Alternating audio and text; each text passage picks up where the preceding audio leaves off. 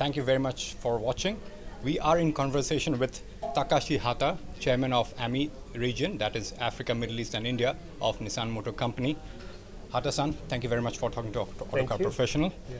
First of all, what are the three key priorities that you have as chairman of the AMI region? Okay. This AMI region is newly created under Nissan's management.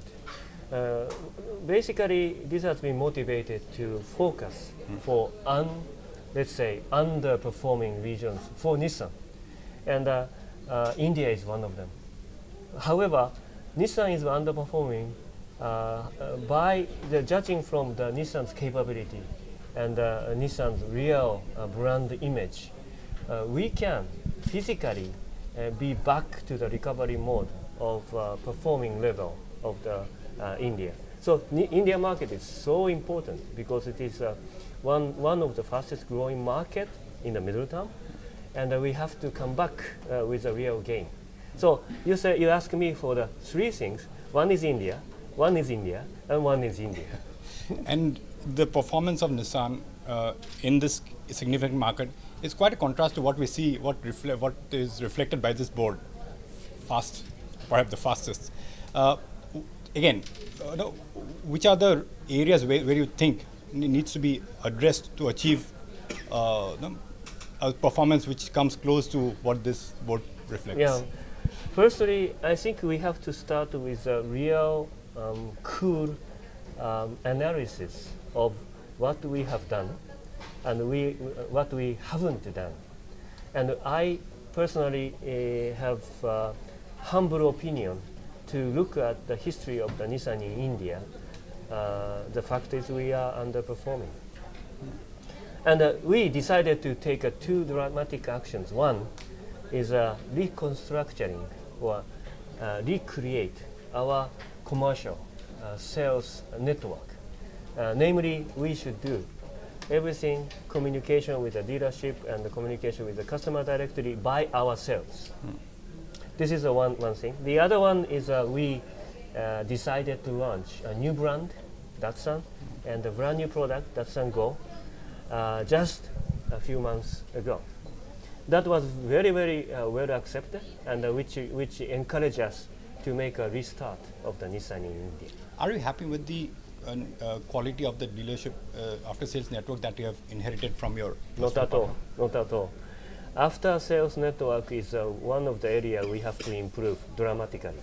However, I think Nissan already decided to operate in a larger scale to service the customer in a better way. Parts distribution center from the end of the last year just inaugurated, and also regional depot will start to cover and enhance our customer service. And the other thing, products, which are like the key part of the whole strategy. Some of it took off to a good start, end up tapering down, and some have been non-starter right from the beginning. But the same product elsewhere is a success. Yes. Do you think there could be some kind of a rationalization of the product portfolio in India? Again, Nissan as a global level, it is a dynamic and a big company, and a variety of the products available if you are not limiting to the area. However, have we been sensitive enough or quick enough to react to the Indian customers' motivation, Indian customers' demand? We have not. So now using R&D center, which is a very big advantage of Nissan and Renault in India, we can be faster to modify our product to match to the Indian taste. Like a couple of the example is Micra, Varia, and Sunny as well. So we will be faster than before. So these could be the three candidates which could go under the scalpel and to come and try be more attractive to the consumer. Is that correct? These are on the pipeline. Yes. And after a certain success, we have to prove. I think Nissan has the capability to service or provide or offer to this market more. The Evalia especially, unlike the Micra and the Sunny, which have achieved a certain level of success, Ivale has not right from the beginning. I agree but with still, you. the Nissan is still kind of pushing it. Do you think you would try to put a kind of a finish line to it, beyond which you'll take a call whether to continue it or not? We have an unfortunate history about this product, and certain notion and idea still exist, we have to admit.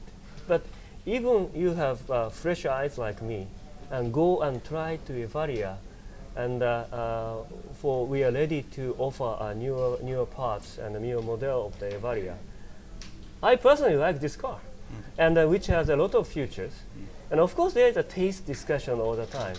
But again, this new model and the new launch is reflecting enough to the Indian customers' feeling as well, I believe.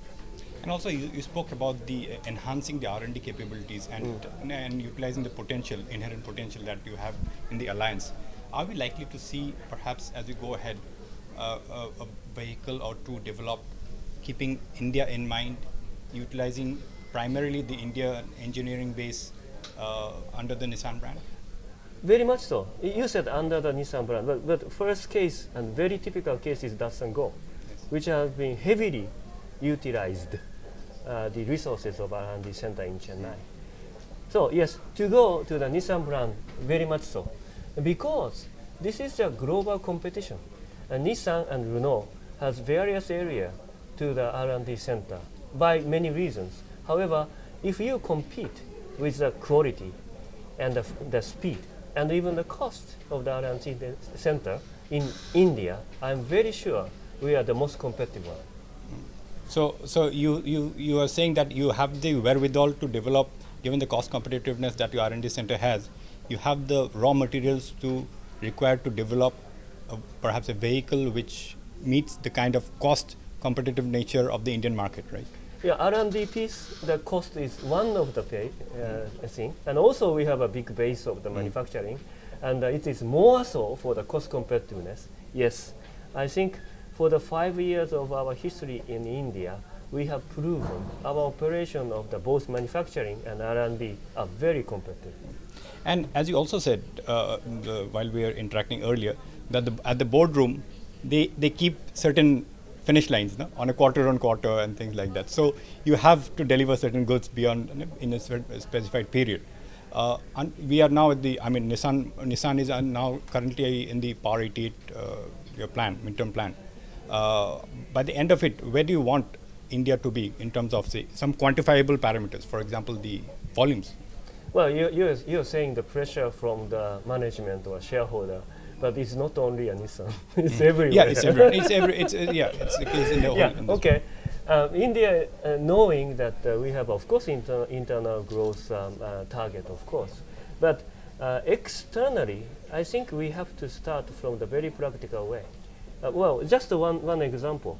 Only for 2 months of the start of the Datsun Go, the annual market share for the last fiscal year was only 1.2% in India, Nissan.